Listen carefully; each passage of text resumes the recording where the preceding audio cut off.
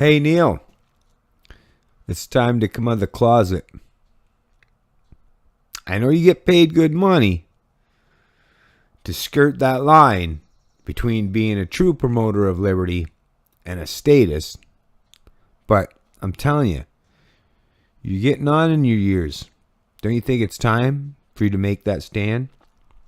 For you to step over that line? That boundary that confines you? I think so. It's nice to see, though, you're at least willing to, dip your toe in the water. That I'll give you credit for the fact that every once in a while you'll dip your toe in the water. Although you're still confusing and confounding the masses by not properly educating them, by only skirting around the truthful aspects of the issues you report on. But like I've said on many occasions to many people, you are not the worst enemy. You are not the most vile and despicable people that I see out and about. You're trying. I'll give you an E for effort. This week is a wonderful moment for the average Canadian to consider the fiction of the fair shake, either from the governments that rule us. It's important. I know you're probably meticulous in what you put down. You probably do lots of proofreading. You yourself, not an intern, I think. I could be wrong in my assumptions, but that was a proper thing to use. That's proper wording that you used right there. Good for you. It's worth repeating. This week is a wonderful moment for the average Canadian to consider the fiction of the fair shake, either from the governments that rule us or from the big corporation, which, let's face it, also rule us. Two factual statements. One, government are the true rulers, the mystical entities, or the umbrella mystical entity that human beings use, and corporations, which are just legal fictions that are supposed to be representative of a human being. But they're all based, think of it, what is a corporation but a legal fiction created by a legislative act? So both statements are factually true and correct. But we also have to recognize the fact that it is governments. It is the mystical pretense of the authority of governments that allows this all to happen. The names of the so-called Panama Papers were published Monday in a searchable database, no less. Well, that's of course. In an unheard of opportunity to examine how rich people avoid taxes that all the regular paycheck chumps have no choice but to pay. The people in the database are probably pretty angry about it, as they should be. Some of them, maybe even most of them, acted legally, or at least not illegally. Well, of course, who sets the laws? How does he think all these things come to fruition, all these offshore taxing and stuff? Through legislation, through government legislation of one form or another. So yes, just like slavery was illegal, just like, all the immoral acts that every government or central planner carried out, or those who followed out the orders of their central planning entity, it was all done under the guise of being illegal. When you're the one that writes the rules regarding legality, that could be misconstrued and completely subjective as to whoever the particular ruler and their followers, those who go along with that narrative. It's all subjective and determined based on who the rulers of the particular geographical landmass are.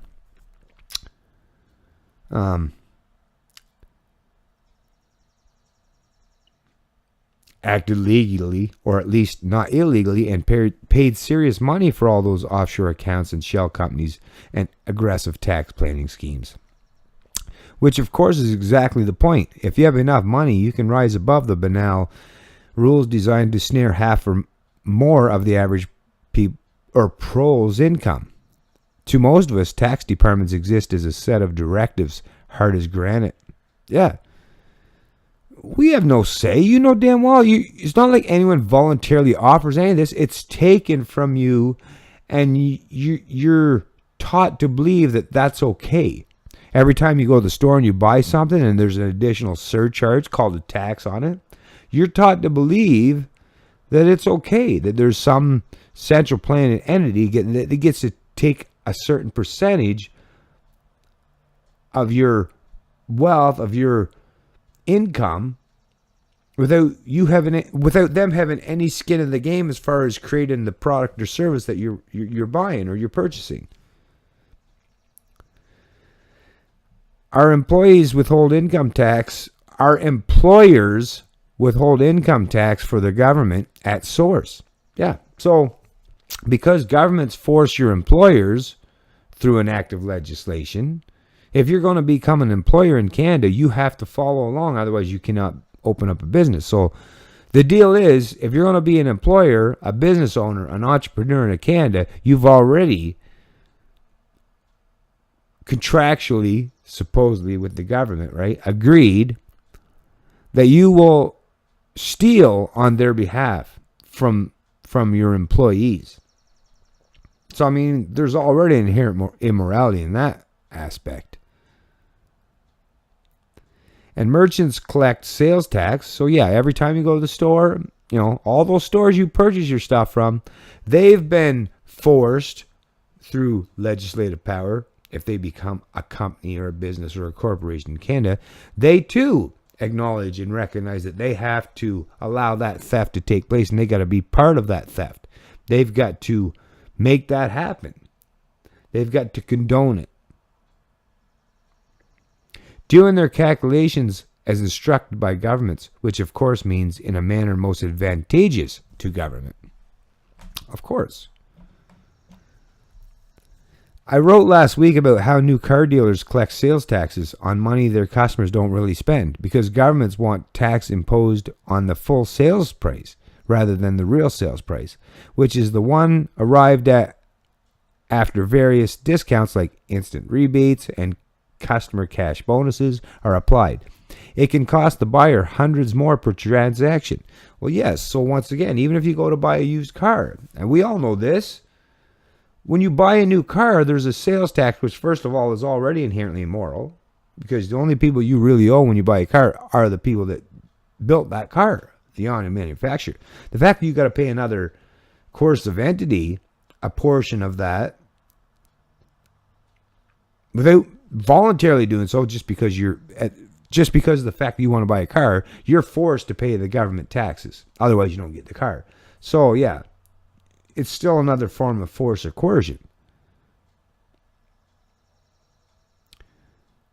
Dozens of readers then wrote to point out another stealthy tax grab. If you buy a used car privately and manage to extract a great bargain, don't think that'll save you any tax. Ontario's website, for example, advises buyers that they must pay 13% RST, retail sales tax, on the purchase price or the Canadian Red Book price, whichever is greater. So, and who created the Red Book? It's another act of legislation, another part of government, more bureaucracy. So if they decide that, if say you're lucky enough to buy a car off someone and you talk them down to $800, but if the government says, if the book tells you that car is worth $2,000, doesn't matter what you actually paid for it, you're going to have to pay taxes on a speculative perception of what that car is worth, without no human being there to determine that true value of it. You just will be forced to pay whatever the government says you have to pay.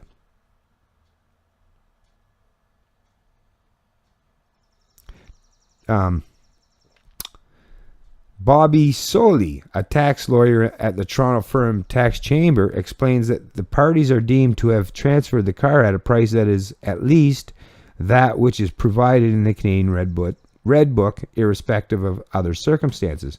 In other words, Ontario doesn't give a hoot what you actually paid. It wants its 13% of some notional price. We don't care what you actually paid. Fork it over. Like I said, pure mafia tactics. At least we understand that the mafia doesn't have any legitimate claim of authority over us. But through the power of mysticism, through government education, you believe that they do when it comes to governments. But back to the Panama Papers. To realize how gently the truly rich are treated compared to the rest of us, look at the testimony last week from Canada Revenue Agency employees to a House of Commons committee.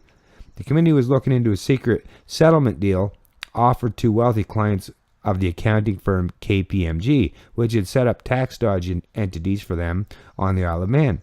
The CRA explicitly called the arrangement a sham. A copy of these settlement offer was leaked to CBC, and MPs on the committee wanted to ask questions about it. Basically, one CRA official told the MPs such deals are offered because rich people can really put up a legal fight and the government might lose. Money talks. And Stephanie Henderson, the CRA's offshore compliance manager, simply refused to answer questions, citing her obligation to protect privacy whenever they feel using those words are proper to protect themselves. But it's not like they give a fuck about your privacy. Never mind that it was the CRA itself that asked KPMG's clients to keep the settlement offer secret. It just wouldn't do it for the holy polio to realize that some people get to negotiate rather than obediently follow cookie-cutter rules. Of course, we all know this. Even the stupidest among us that have no idea, no proper grasp of politics, mysticism, central planning, even the lowest of low among us know that, yes, money talks when it comes to dealing with laws or regulations. There's all kinds of, if you have enough money or power at your disposal, of course you can avoid all of that bullshit. It's only the lowly sheeple, the masses, that have to put up with this stuff. In fact, she wouldn't deign to confirm that the signature on the offer was even hers. Although the signature appears to be my signature, I cannot confirm whether it would be mine or not. I mean, pure political doublespeak, right? Holy Jesus Christ Almighty! Lawyers are the same way. Lawyers, it's all about distorting the human language, English language, whatever tax farm you live on. It's all about destroying the proper language in whatever tax farm you live on. She said, waving away any right of elected members of parliament to such information. Tax authorities, though, are hardly the only people in positions of wealth or power to take a contemptuous view of the general public's right to know. Air Canada, which has made a science out of extracting fees and nickel and diming travelers with charges for everything from blankets to legroom to ticket changes, produced a remarkable piece of double talk over the weekend, even by its standards. Yeah, we get it, Neil. You use the planes a lot. We get it. You do lots of traveling. That's your beef. After reports that it had been gouging passengers fleeing Fort McMurray for Edmonton when the rest of the world was trying to help them, the airline issued an indignant response. It is not correct that we raised tears in response to this devastating situation, Air Canada said. In some cases, customers booking last minute on May 3rd and 4th on flights from Fort McMurray and Edmonton paid premium fares.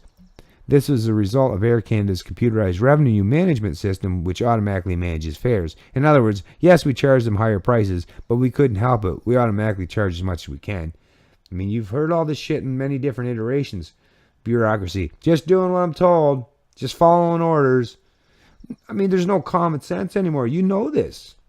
Whether you're talking some idiots that represent mega corporations or the fucking morons that are part of the government or the representatives thereof, they'll all give you whatever bullshit narrative that'll just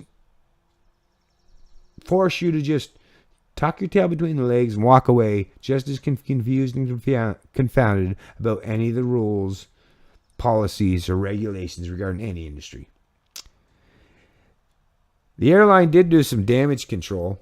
adjusting prices and refunding charges after angry passengers took to social media. But whoever wrote that communique deserves some sort of PR anti-trophy. And so does the Toronto Real Estate Board, which until now has done its best to keep prices of homes sold in Canada's second largest, hottest market a proprietary secret.